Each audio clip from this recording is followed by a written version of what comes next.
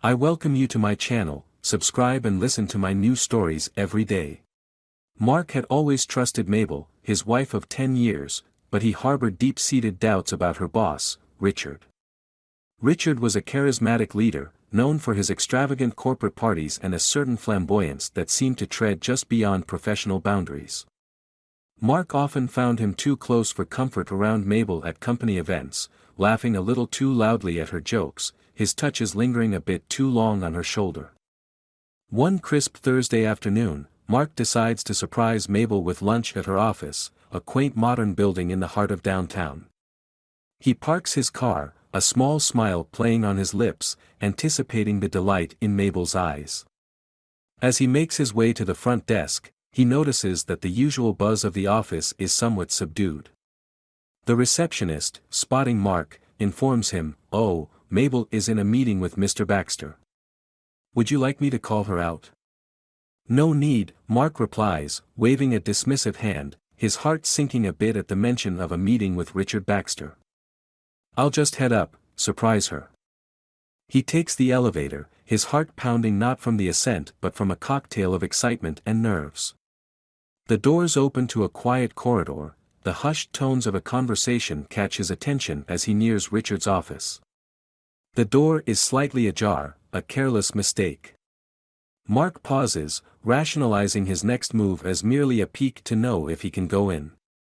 However, what he sees next freezes him in place. Through the gap, Mark's world shatters in silence. Mabel is there, not standing, but sitting on Richard's glass desk. Richard is there too, not behind his desk, but on his knees in front of her. The image is graphic, unmistakable, and gut-wrenching. Mark feels a visceral shock coursing through him, his initial impulse to storm in stifled by the sheer disbelief and complexity of the emotions swirling within him. He backs away, unseen, the image seared into his mind. The drive home is a blur, with only the roar of his heartbeat for company. At home, Mark sits in the dark living room, the morning's anticipation turned into a chilling resolve. He knew he couldn't just let this slide. Mabel had betrayed him, and in the most humiliating way imaginable. As he sits there, the contours of a plan begin to take shape. It would be meticulous and cold, calculated to ensure that Mabel understood the depth of his hurt and the cost of her betrayal. He would dismantle the life they had built together, piece by piece. The house, the shared accounts, the friends, they would all become chess pieces in his game of retribution. By the end of it, he wanted Mabel to realize the magnitude of her mistake, to feel the loneliness he felt at this moment.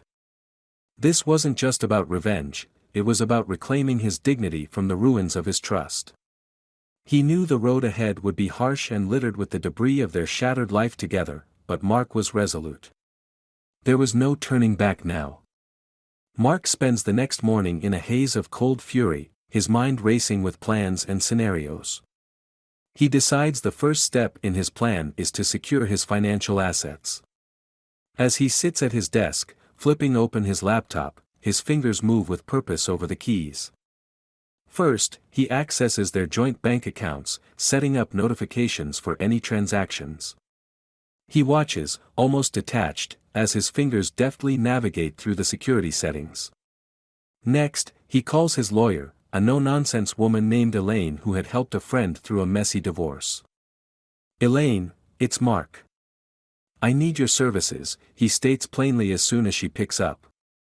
"Mark, what's wrong?" Elaine's voice is sharp, concerned. "It's Mabel. She's been unfaithful, and I intend to divorce her. I need to discuss some preemptive steps." "Understood," she replies briskly. "I'll clear my schedule for 2 p.m. today. Come to my office. We'll strategize." With his financial maneuvers underway and legal counsel set, Mark's next move is to gather more evidence of Mabel's infidelity. He remembers the cloud service linked to their home security system, which automatically backs up video footage. Perhaps there's more to be found. Sitting in his darkened home office, Mark logs into the cloud storage and begins to sift through the recent uploads. The quiet hum of the computer fills the room as he scans through days and hours of footage, looking for any sign of Mabel's indiscretions. His jaw clenches as he spots Richard's car pulling into their driveway late one night when he had been out of town. He downloads the video, a concrete piece of evidence of their betrayal. Now, not only does he have what he saw with his own eyes, but he also has tangible proof that can't be explained away. As 2 p.m. approaches, Mark drives to Elaine's office, a manila folder containing the printed bank statements and the flash drive with the video tucked under his arm. Elaine greets him with a nod, her office a fortress of legal tomes and case files. "Let's see what you have," she says, her tone clinical as she reviews the documents and watches the video. "This is good, Mark." "Very good," she comments, her eyes sharp behind her glasses. "With this evidence, we can ensure the divorce leans heavily in your favor, particularly in financial settlements." Mark nods, feeling a grim satisfaction. "What about immediate steps?" "I want her out of the house." Elaine lays out the options, detailing the process for filing for an immediate separation notice and how to leverage the evidence to expedite Mabel's eviction from their home. "Consider it done," Mark says, his voice cold, his resolve hardening. "I want her to feel the shock I felt." He leaves Elaine's office with a clear plan and heads home. As he pulls into the driveway, he sees Mabel's car parked outside. Steeling himself, he walks into the house. Mabel is in the kitchen, her back to him, humming softly. "Mabel," he calls out, his voice steady, devoid of the warmth it once carried. She turns, surprise flickering over her face. "Mark. I didn't hear you come in. I was just making." "We need to talk," he interrupts, his tone leaving no room for pleasantries. "It's important." The kitchen, once a place of shared laughs and casual dinners, now feels like the stage for a pivotal showdown. As Mabel faces him, unaware of the storm about to break, Mark readies himself to start laying down his calculated retribution. The game, with its heartache and cold calculations, is fully underway. The kitchen air is thick with tension as Mabel, sensing the seriousness in Mark's voice, wipes her hands on a towel and turns to face him fully. Her expression is a mix of confusion and concern, her eyes searching his for a hint of what's to come. "Mark, what's going on?" "You look different," Mabel murmurs, her voice tinged with uncertainty. "We need to talk about your relationship with Richard," Mark states flatly, his eyes locked onto hers, gauging her reaction. Mabel's face drains of color, her lips parting slightly in shock. What about Richard?" "Don't act like you don't know what I'm talking about, Mabel." "I know everything," Mark says, his voice cold and measured. He watches as confusion shifts to realization, then to fear in Mabel's eyes.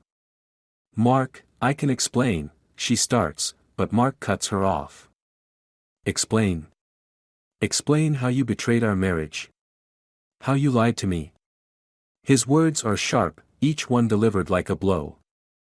"I saw you, Mabel. In his office. Don't bother denying it." Mabel recoils as if struck, her face crumpling in distress. "Oh God, Mark, I'm so sorry," she stammers, tears starting to pool in her eyes. "It was a mistake, a terrible mistake." "Mistakes don't just happen, Mabel. They are made." "Choices are made," Mark retorts, his anger barely contained.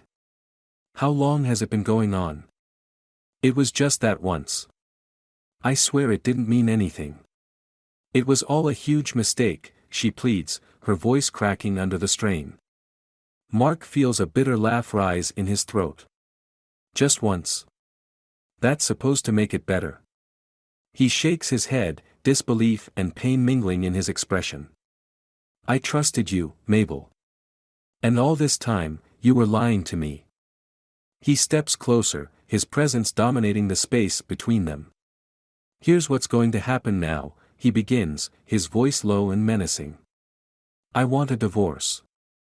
And I want you out of this house by tomorrow." Mabel gasps, her hands trembling.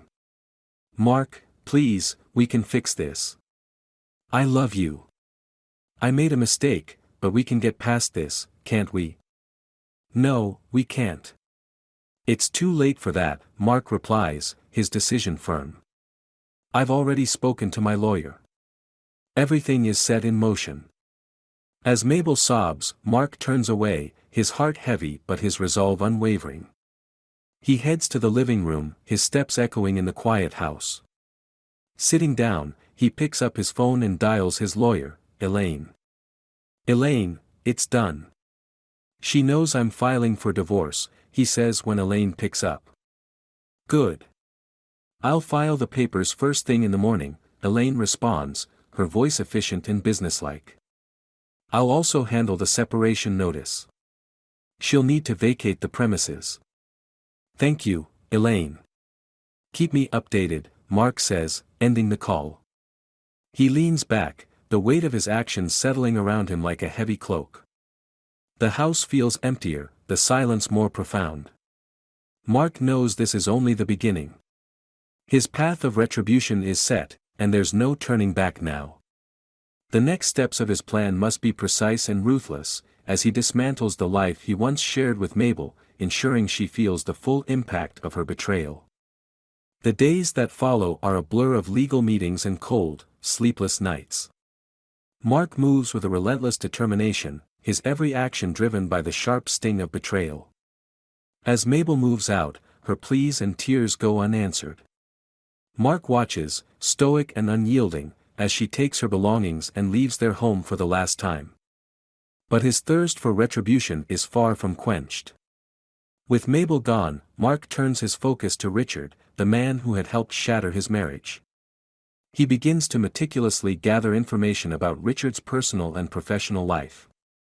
Through discreet inquiries and some well-placed financial incentives, Mark learns about shady deals and questionable business practices that Richard has been involved in. One evening, Mark sits in his darkened living room, a glass of whiskey in hand, staring at the dossier of evidence he has compiled against Richard. It's comprehensive, damning, and just what he needs to destroy Richard's career. Mark arranges a meeting under the guise of seeking a new business partnership. They meet at a quiet, upscale bar, the kind of place where deals are made in hushed tones over expensive drinks. Mark, to what do I owe the pleasure? Richard greets him, all smiles and confidence.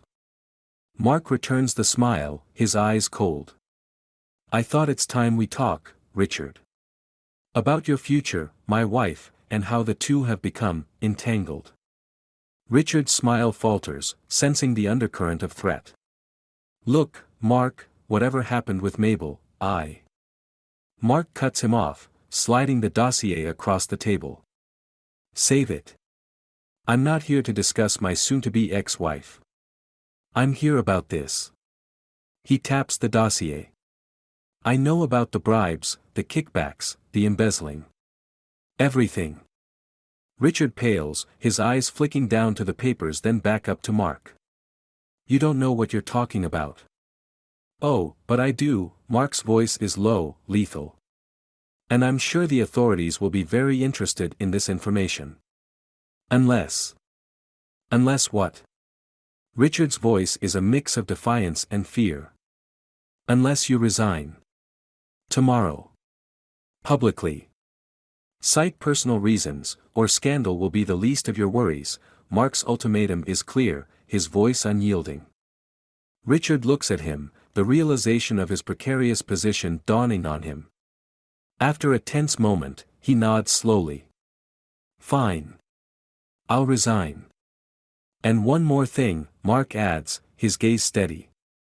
You will leave town. Start fresh somewhere far from here.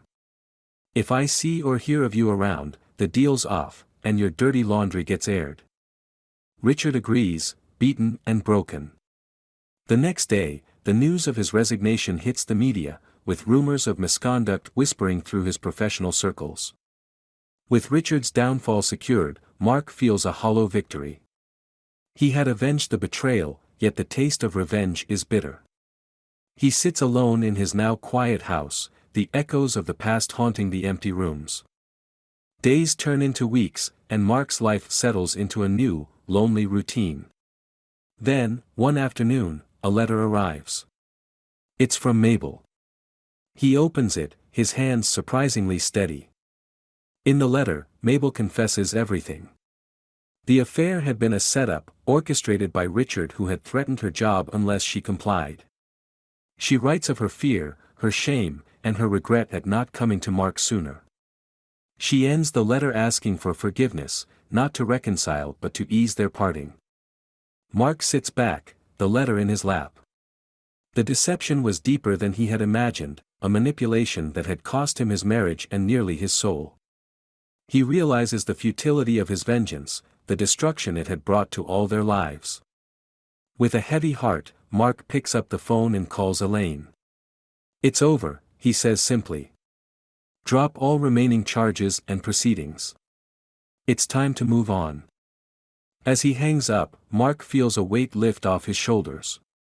He looks around, at the life he needs to rebuild, knowing the past can never be undone, but also that the future still holds a promise, if only he can step forward into it, leaving the shadows of betrayal behind.